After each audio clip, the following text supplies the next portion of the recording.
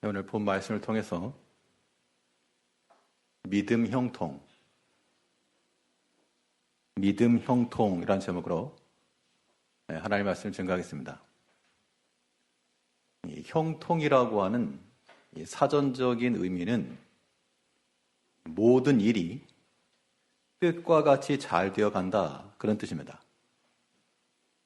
어떤 목적과 계획을 가지고 있었는데 그 뜻대로 일이 잘 되어갈 때 형통하다라고 말한다는 겁니다.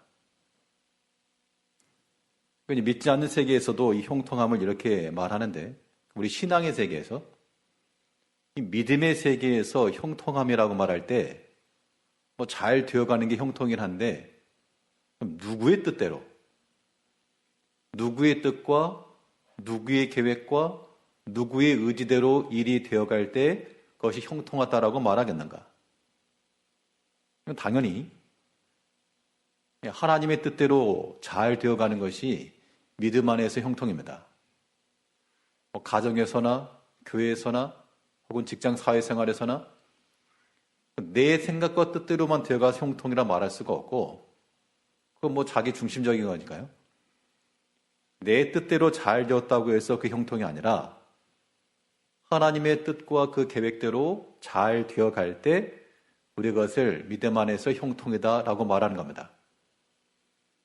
그러니까 형통한 삶을 살려면 우리의 마음과 하나님의 마음이 일치되면 되는 거죠.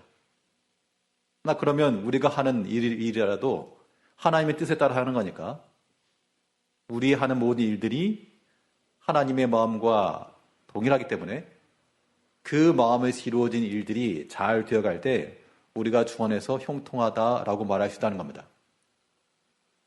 그럼 하나님께서는 어떠한 마음을 갖춘 자들에게 이러한 형통의 길을 주시는가? 어떠한 마음을 품고 나아가는 자들에게 하나님께서 잘 되는 길을 허락하시는가? 오늘 본 말씀을 통해서 살펴보도록 하겠습니다. 첫째로 살펴볼 수 있는 것은 하나님을 향한 일심입니다. 일심. 하나의 마음이라는 뜻이죠. 하나님을 향한 일방통로와도 같은, 일방통행과도 같은 하나의 길. 하나님을 향한 일심. 이 일심에서 하나님께서 우리에게 형통함을 약속하시는 겁니다. 오늘 본문에서는 다윗이 그의 아들에게 유언과도 같은 말씀을 하시는 장면인데, 그 다윗의 인생에 있어서의 가장 남겨주고 싶은 말을 남겨준 겁니다. 오늘 본문 1절부터 보시게 되면, 다윗이 죽을 날이 임박하매 그의 아들 솔로몬에게 명령하여 이르되, 내가 이제 세상 모든 사람이 가는 길로 가게 되었노니 너는 힘써 대장부가 되고 내 하나님 여호와의 명령을 지켜 그 길로 행하여 그 법률과 계명과 율례와 증거를 모세의 율법에 기록된 대로 지켜라. 그리하면 내가 무엇을 하든지 어디로 가든지 형통할지라. 어디로 가든지 무엇을 하든지 형통한다. 우리의 관점은 여기에 꽂히시겠지만, 그러나 그 선결 조건을 봐야 됩니다. 그리하면 형통하리라 그랬으니까 그 조건이 무엇입니까? 그 앞에 있는 것처럼, 3절에 있는 말씀처럼 여호와의 명령을 지키고 그 길로 행하고 모세 율법에 기록된 대로 지켜라. 그런데 여기서 이 명령은요, 여러 가지 해도 되는데 그 중에 하나를 해라, 그런 뜻이 아니고 너희가 선택할 수 있는 게 많지 않고 하나다, 하나. 이 땅 가운데서 너희가 여러 가지를 보고 듣고 판단하고 행할 수 있으나 그 가운데서 너희들이 오직 한 가지의 믿음, 한 가지의 그런 선택지만을 가져라. 최종 결정이, 최종 결론이 하나님 말씀으로 결론나야 된다. 그것이 바로 여호와의 명령을 지키라는 것이며 그 길로 행하라는 것이며, 근데 여기에 성경의 본문에 나와 있지만 조금 의미상 좀 덧붙여서 이해하게 되면 여호와의 명령만을 지키고 그 길로만 행하며 모세의 율법에 기록된 대로만 지켜라. 그럼 여기에서는 하나님께서 우리에게 명령하실 때 이것도 해도 되고 저것도 해도 되는데 여러 가지 선택을 주신 것이 아니고 너희가 택할 수 있는 것들이 너희 눈앞에 많이 있을지라도 최종적으로 마지막에 너희가 택해야 될 것은 하나님의 명령이요 그의 율례와 계명이며 모세의 법에 기록된 그 말씀을 따라 지켜라 라고 말씀하고 있습니다. 결국 우리가 하나 앞에서 이런 형통한 자가 되려면 우리 모든 성도님들 마찬가지로 우리의 모든 최종 결론이 하나님 말씀으로 귀결이 되어야 됩니다. 믿음이 있느냐 없느냐를 어떻게 확인할 수 있는가? 확실히 믿음의 연륜이라고 하는 것을 무시할 수 없는 것 같습니다. 교회 내에서 보면 여러 일들이 많이 있기 마련이지만 그래도 믿음이 있고 기도를 하고 그러한 성도님들의 최종 결론은 여러 가지 복잡한 일이 많이 있어도 그래도 마지막에 가서는 하나님의 말씀 안에서 바로 서고 때론 돌이키기도 하고 새 마음을 갖기도 하고 그러한 결단과 결심이 있게 됩니다. 그게 이제 목회자가 볼 때는 복된 길이죠. 하나님 그래도 여러 가지 선택할 수가 있었는데 그 최종 마지막 선택이 말씀 안에서 하나님께서 우리에게 명하신 그 명령대로 지키는구나. 그러면 되는 겁니다. 시험 문제를 풀 때에도 마지막 정답을 골라야죠. 아무리 비슷비슷해가지고 요거를 칠까 저걸 칠까 고민해도 마지막에 정답을 고르면 감점당하지 않고 좋은 점수를 받을 수 있는 것처럼 우리 모든 신앙인들이 우리의 신앙적 판단 속에서 다들 자기 상황이 있고 자기 입장이 있죠. 근데 그런 상황 가운데서 고민을 많이 한다는 겁니다. 어느 것을 찍을까요 하면서 1번을 찍을까나 2번을 찍을까나 믿음으로 판단한다고 하지만 그런 고민이라고 하는 것 자체가 믿음에 의한 결정이 아닙니다. 하나님께서 우리에게 명하신 바는 명확하고 분명해서 답은 이미 다 정해져 있습니다. 답정 하나님의 말씀이죠. 하나님의 말씀은 답이 정해졌기 때문에 아무리 내 속에서 일어나는 마음 혹은 주변 환경에서 흔들리는 그런 여러 가지 시험들 그런 게 있어도 마지막에 가서 하나님 말씀을 선택할 수 있을 때 이것이 하나님 앞에서의 일심을 갖는 것이고 마음이 하나니까요. 그래야지만 흔들리지 않고 형통한 길을 걸을 수 있다는 겁니다. 다윗이 지금 솔로몬에게 하는 말은 내가 어떻게 하면 너에게 더 많은 걸 물려줄까? 어떻게 하면 더 많은 금을 줄까? 어떻게 하면 더 많은 말을 모아줄까? 그 얘기를 하고 있지 않고 금도 중요하고 은도 중요하고 모든 게 다 필요할 수 있으나 그러나 너는 모든 길에 있어서 여호와의 명령을 지켜라. 저걸 해도 되고 안 해도 되고 이런 선택 가능성이 있다는 거 아니고 선택하는 거 옵션이 아니고 그냥 필수라는 겁니다.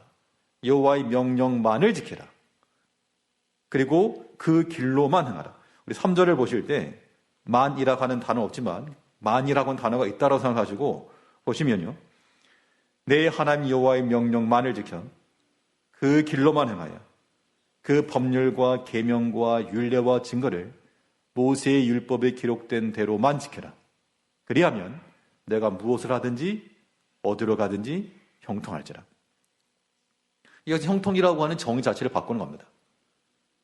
우리가 생각한 형통이라고 하는 것은 사업 잘 되고 애들 잘 되고 건강하고 아무튼 세상 근심 없이 사는 것을 형통이라 생각할 수 있으나 그러나 하나님께서 말씀하시는 바는 누구의 뜻대로 잘 되는 게 형통인가? 하나님 뜻대로. 하나님의 뜻대로 잘 되어가는 것이 믿음 안에서 형통이므로 우리는 반드시 하나님의 말씀과 그의 계명과 기록되어진 하나님의 말씀이 우리의 최종 종착점, 우리의 마지막 결론이 되어야 됩니다. 그래서 이런 하나님 말씀으로 결론을 내리는 사람들은 믿음에 있어서 그래서 점점 장성해 가는 것이고요. 분별한다는 거니까 여러 가지 오답 중에서 그래도 고민을 했지만 그래도 정답을 찍어냈다는 겁니다. 실력이 있다는 얘기죠. 그런데 또 많은 경우에는 고민을 많이 합니다. 머리가 좋으니까 고민하죠.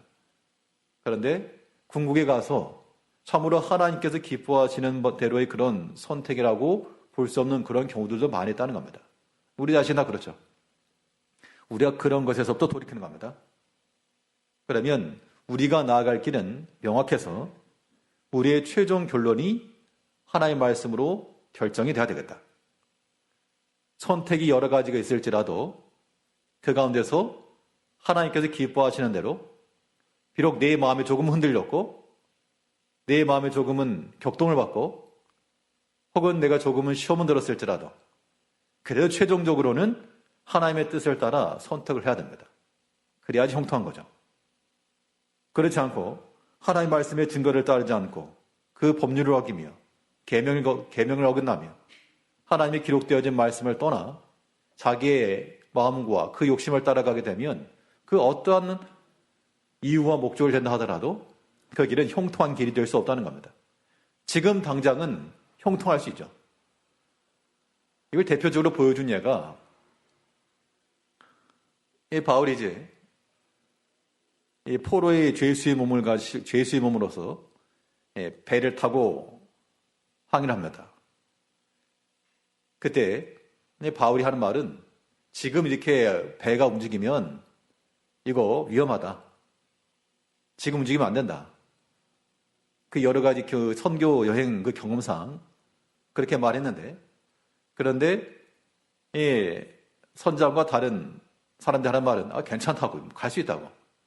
그때 이 바울의 말도보다 그 선장과 다른 사람들의 말을 듣고 나갔습니다. 처음에 그렇게 나갈 때 남풍이 순하게 불었다. 남풍이 불었다는 얘기는 배가 바다 한가운데로 가지 않고 해안가 쪽으로 이렇게 갔다 그 얘기입니다. 지금처럼 동력을 여기서 가는 게 아니기 때문에 안전하게 지나갔다 그런 얘기입니다. 그 사람들이 득이한 줄 알고 그거 봐라. 바울의 말이 틀렸다. 그렇게 해서 여유를 가지고 있었는데 얼마 못 가서 바다 한가운데서 유라굴라라고 하는 광풍이 대적하였다. 이게 하나님의 말씀대로 따르지 않는 자의 그런 결말이라는 겁니다. 처음에는 다 형통해요. 우리가 하나님의 말씀 어기고 나가도 하나님의 말씀 선택하지 않아도 우리 여러 가지 상황을 빗대고 나가도요. 처음에는 득이합니다. 우리의 원하는 걸 다 얻고요. 말씀대로 나가는 게 어리석어 보이기도 하고 그랬으면 큰일 날 뻔했다. 그런 생각도 들 수 있다는 겁니다. 그런데 얼마 못 가서 유라굴로라고 하는 광풍이 되자 그래가지고 내가 처음에 옳다, 득이했다라고 생각했던 모든 것들이 산산조각 난다는 겁니다. 그렇기 때문에 우리가 하나 앞에서의 모든 선택과 판단이라고 하는 것은 절대 우리 믿는 성도들은 우리의 모든 판단이며 결정이라고 하는 것을 자기의 감정에 맡겨서 안 되고요. 어떤 격동받은 마음을 따라서 해서는 절대 안 됩니다. 내가 이걸 시험받았다고 해서 그 상태로 결정하는 거 아닙니다. 물론 그렇게 했을 때 결정이 유익을 주죠. 그러나 반드시 얼마 가지 않아가지고 큰 광풍이 대적하는 겁니다. 하나님의 원리가 그렇다는 겁니다. 그걸 우리는 어떻게 할 것인가? 우리는 아무튼 여러 가지 어려움이 있어도 마지막 답은 하나님 말씀을 정해놓고 하나님의 뜻에 순종하는 것으로 정해놓고 나가면 그리하면 무엇을 하든지 어디로 갔든지 형통할지라. 요셉이 형통한 자가 되었지만 처음부터 형통한 거 아닙니다. 그 보디발의 집에서 오해를 받았을 때 그것은 감옥에 갇혔죠. 그게 어떻게 형통입니까? 그런데 하나님께서 그 진실되게 나가는 그를 들어서 그 갇힌 감옥 속에서 탈출할 수 있는 감옥을 나갈 수 있는 길을 거기다 주었기 때문에 들어간 겁니다. 그러니까 사람의 생각을 절대 판단하시면 안 된다. 우리가 믿음의 형통한 길을 거두려면 하나님을 향한 유일한 한 길, 하나님을 향한 일심, 그 일심이라고 하는 것은 우리의 최종 결론이 말씀으로 끝나야 된다 이야기입니다. 그러면 하나님 말씀으로 끝내서 마지막 최종 판단이 하나님의 말씀을 끝내는 거 좋은데 도중에 선택지가 너무 많아서 고민이라. 그러면 이 정답을 잘 맞출 수 있는 길이 하나 있습니다. 여러 가지 보기가 있어가지고 1번부터 5번까지 1, 2, 3, 4, 5번 중에서 답을 하나 골라라 그러면 찍어도 20%. 그런데 만약에 보기가 두 개밖에 없다. 1번 아니 2번. 그럼 50%죠. 50%. 아무튼 절반은 맞을 확률이 큰 겁니다. 그럼 우리는 처음부터 보기를 하나만 두게 되면 고민할 것도 없는 겁니다. 무조건 다 100점이죠. 우리가 최종적으로 가서 하나님의 말씀을 선택할 것이면 우리가 애초부터 최초 시작부터 하나님의 말씀으로 가야 됩니다. 그러니까 일을 시행하기 전부터, 판단하기 전부터, 행동하기 전부터, 결론 내리기 전부터 하나님의 말씀으로 시작해 나가야 됩니다. 이것 또한 중요한 겁니다. 그러면 틀릴 이유가 없는 거죠. 그렇기 때문에 우리가 어떠한 일 이전에 어떠한 일들이 있을지라도 하나님의 말씀과 그 뜻을 따라가겠노라고 하는 그러한 명확한 그러한 신앙 고백들이 필요합니다. 도중에 흔들리게 되면 마지막에 가서는 답을 적더라도 오늘 아예 처음부터 수월하게 정답을 맞추시려면 아예 처음부터 오답인 것들은 제껴놓고 아예 길을 하나로 놓은 길을 하나로. 그런 의미에서 하나님을 향한 일심이라고 하는 것이 우리 성도들에게 있어서는 형통한 길이 된다는 겁니다. 처음 시작할 때부터 말씀을 행한다는 거 크게 어려운 것도 아닙니다. 예배 전에 예배를 갈까 드라마를 볼까 고민을 하다가 선택지를 두니까 고민하는 거죠. 마지막에 그래도 내가 유혹을 물리치고 예배를 드린다. 참 잘하는 것이지만 애초 처음부터 나 예배 드리겠노라고 하는 마음을 가지고 임하시게 되면 고민할 거리가 없는 거죠. 우리 스스로가 그러한 문제거리를 만들 이유가 없습니다. 사람과의 관계성에서 오는 것이라고 하는 것은 내가 어찌할 수 없는 분이기 때문에 그런 것은 차치하더라도 우리 안에서 일어나는 모든 문제들, 내 마음과 생각을 고쳐서 컨트롤할 수 있는 부분들은 우리 스스로가 충분히 해낼 수 있는 겁니다. 이제 우리가 모든 믿음의 행실에 있어서 처음부터 내가 어떤 일이 있어도 내가 사랑하는 마음을 가져야 되겠다.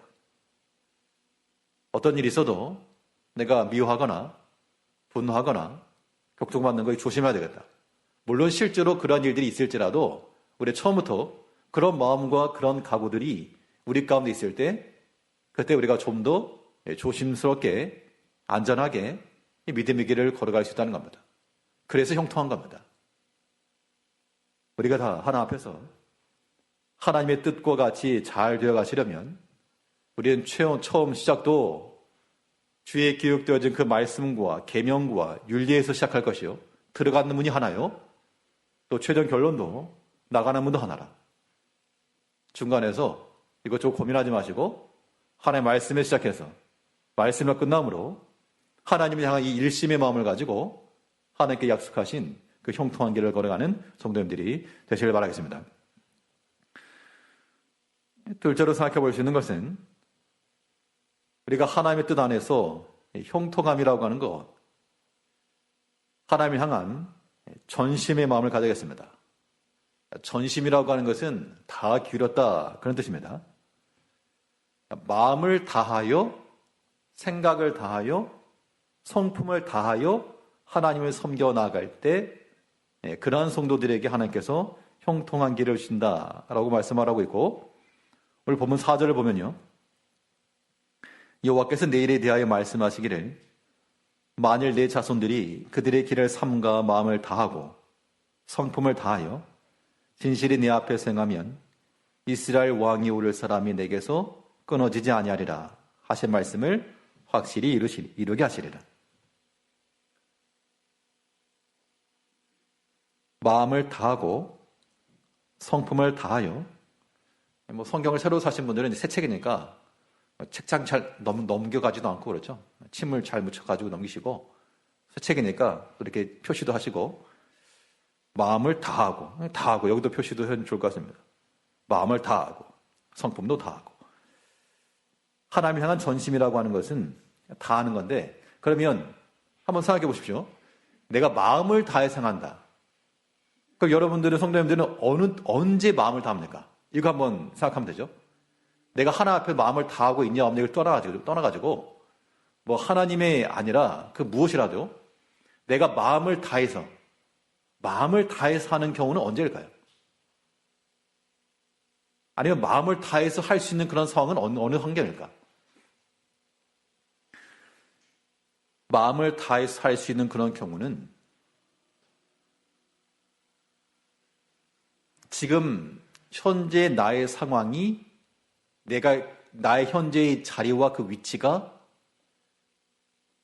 굉장히 복받은 자리라고 하는 것을 깨달을 때 가능합니다. 여러분들 직장생활 하시는 분들 계신다 그러면 똑같은 일을 하는데 옆 회사에서 내가 월급을 5배를 더 주겠다. 그러면 똑같은 일입니다.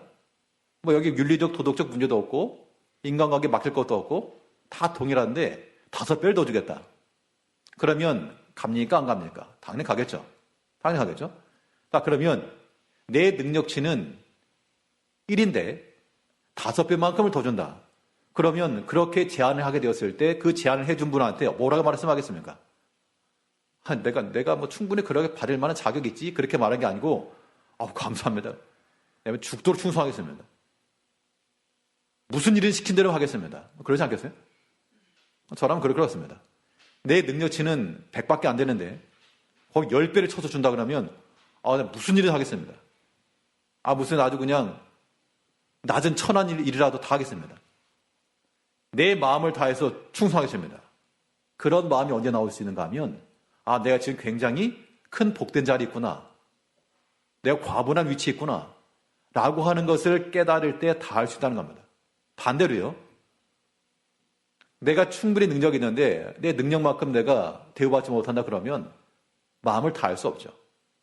마음속에는 계속해서 불만이 나오고 원망이 나올 수가 있고 내가 뭐 여기 아니면 갈 데 없냐 이런 생각이 나올 수밖에 없는 겁니다. 그러면 이제 우리 자신을 생각하는 겁니다. 우리가 하나님의 교회 내에서 우리가 믿음 안에서요.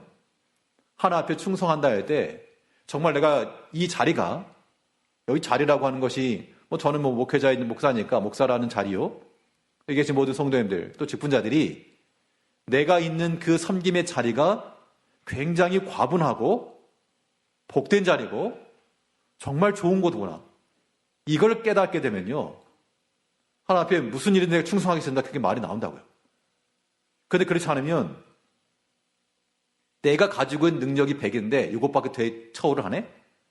계속해서 불만 나오는 겁니다. 그거 가지고 하나님 형통한 자가 될 수 없어요. 마음을 다하고 성품을 다하여 하나님을 섬기라 그랬겠죠.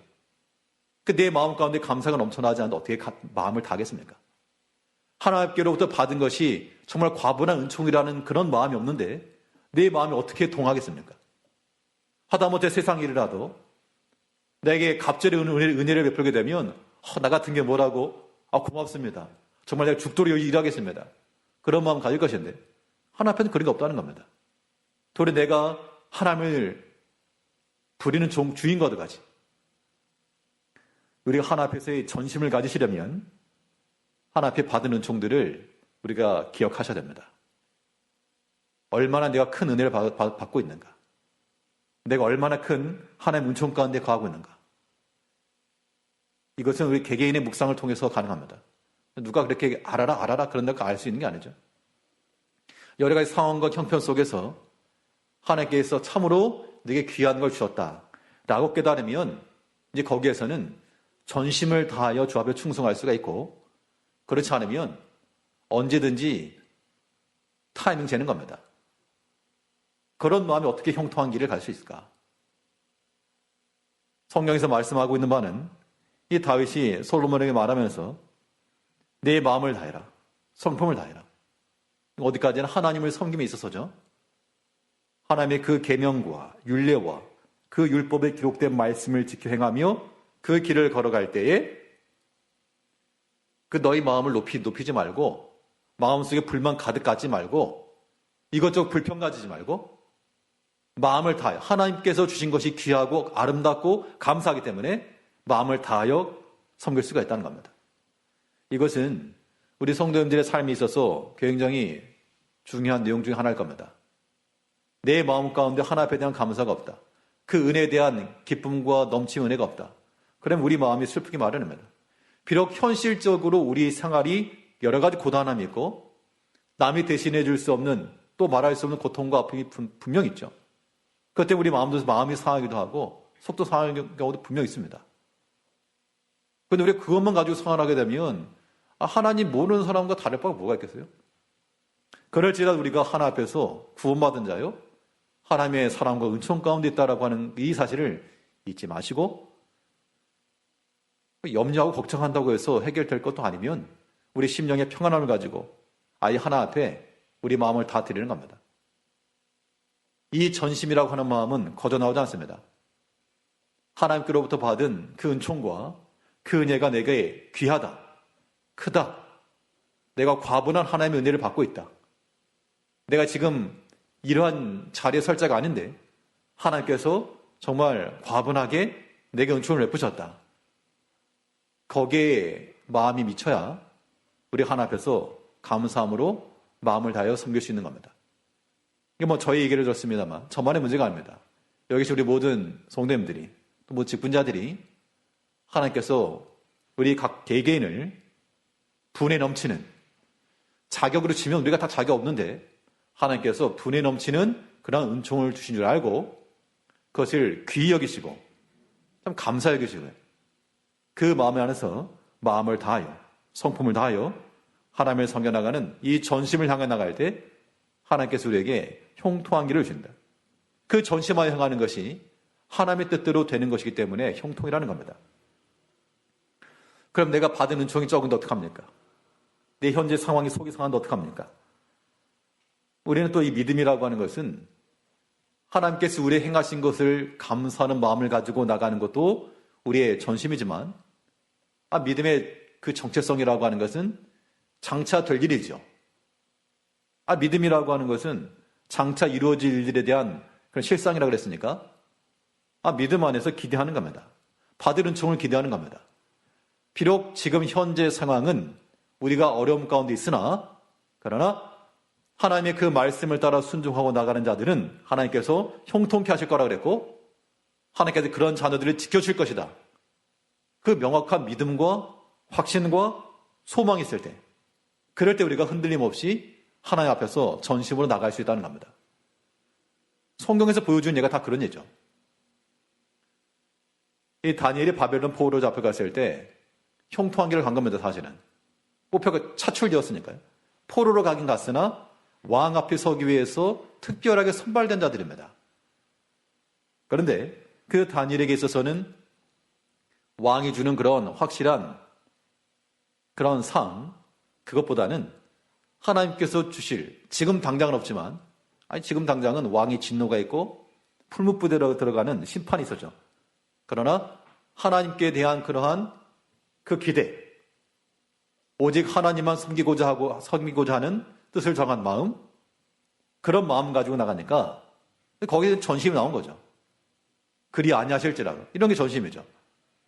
그 마음을 가지고 나가니까 하나님께서 그의 믿음대로 역사를 해주시고, 그런 걸 예상을 한 게 아니었다는 겁니다. 풀무부대로 갔다가 도로 썽썽하게 나올 것을 생각한 건 아니었겠으나, 그러나 하나님께서 살리실 수 있다라고 하는 그런 믿음, 그리 아니하실지라도 죽어도 상관없다, 그런 얘기죠. 그 믿음 안에서 하나님께 역사해 주셨다는 겁니다. 그런 믿음이 있으니까 또 전심으로 나갈 수 있었던 얘기죠. 그러니까 하나님의 약속에 대해서 내가 확실하게 믿음이 있는가? 말씀대로 산다고 되나? 말씀대로 한다 그러면 또 바보 같다는 생각이, 바보 같다고 평가받지 않을까? 그런 생각을 가지고 있으니까 전심이 안 되는 겁니다. 말씀을 키운다고 뭐 될까? 우리가 하나 앞에서 하나님의 말씀에 대한 그런 확신을 가지시고, 미래를 모르는 겁니다. 알 수 없으나 하나님께 온전히 맡기고 우리는 그 말씀에 의지해 살아갑니다 라고 할 때, 그때 거기서 이제 전심이 나온다는 겁니다. 그런 마음을 가지고 나가는 백성들이 하나님 앞에 형통함의 길을 가는 것이죠. 오늘 본문을 보게 되면 뒷부분에 세 명에 관한 이야기가 나옵니다. 한 사람은 요압과, 또 한 사람은 바르실레의 아들들, 그리고 또 시므이, 이 세 사람을 보충적으로 설명해 놓았고, 이게 이제 2장 뒷부분에 가서 연결이 되는데, 이들은 하나 앞에서 일심도 아니었고 전심도 아니었습니다. 바르실레는 빼고요. 요압 같은 경우는 그가 두 마음을 품었죠. 바로 사무엘 하에서 살펴본 데 의하면 솔로몬의 형이었던 아도니아와 모의를 해서 모반을 일으켰습니다. 그러니까 이 왕의 충성된 신하이긴 했으나 마음을 한 주군을 섬긴 게 아니고 지금 두 마음 품었다는 겁니다. 그 두 마음 품은 결과 어떻게 되었습니까? 다윗이 하는 말은 그의 행한 그 일들을 내가 기억을 하고 그리고 평안히 수월에 내려가지 못하게 하라. 이 말은 그의 모든 악행을 심판하라 그런 뜻이죠. 그 또 한 사람이 시므라는 사람인데 시므라는 사람은 다윗이 압살롬을 피해 도망갈 때 쫓아가면서 저주했던 사람입니다. 진실하지 못한 거죠. 처음에는 다윗의 그런 말을 꺼내지도 못했는데 다윗이 좀 어려움에 처해지니까 입장이 바뀌었다는 겁니다. 다윗이 왕이 있을 때는 이 베냐민 지파가 사울 지파, 베냐민 지파가 지금 많은 사람이 죽었기 때문에 다윗을 미워했는데 다윗이 왕이 있을 때는 얘기를 못하다가 쫓겨가니까 이때가 기회가 되었다 하고 입장이 확 바뀌어가지고 다윗을 비난하고 저주했다는 겁니다. 이것도 한 마음이 아닌 거죠. 두 마음인 거죠. 진심도 아니고 진실하지도 못한 것이고 이런 자들의 결말이 어떻게 되는가. 반면에 이 바르실레라고 하는 이 사람은 그의 물질을 가지고 압살롬을 피해 도망갈 때 그가 도와서 도와줬죠. 그래서 그 아들들에게 은총을 베풀었다는 겁니다. 한 마음을 가지고 진실하게 나가니까 하나님께서 그와 그 자녀들에게 은혜와 복을 베풀었다. 우리 모든 성도님들이 하나님의 말씀에 의해서 형통한 자가 되시길 바라는데 이 형통이라고 하는 것이 내 생각과 내 계획과 내 뜻대로 잘 되어가서 형통만이 아니고 하나님의 뜻을 따라 잘 되어가는 것을 구하시자는 겁니다. 오직 하나님을 향하여서 하나의 마음, 일심을 가지고 또 우리의 모든 걸 다하여 전심을 가지고 하나님께 받은 것이 귀하다, 복되다 이 마음을 가지고 나갈 때 그 마지막의 결론이 형통한 길로 갈 것이요 그렇지 못하면 요압과 이 시므아와 같이 그들이 그 당시로는 형통하였으나 마지막은 슬픈 결말을 맞은 겁니다. 이제 우리가 우리 자신과 우리 사랑하는 자녀들을 위해서라도 바르실레의 그 아들처럼 언제나 하나된 마음과 진실된 마음을 가지고 나아가면서 이런 형통한 길을 걸어가시는 우리 성도님들 되시길 바라겠습니다. 기도하겠습니다.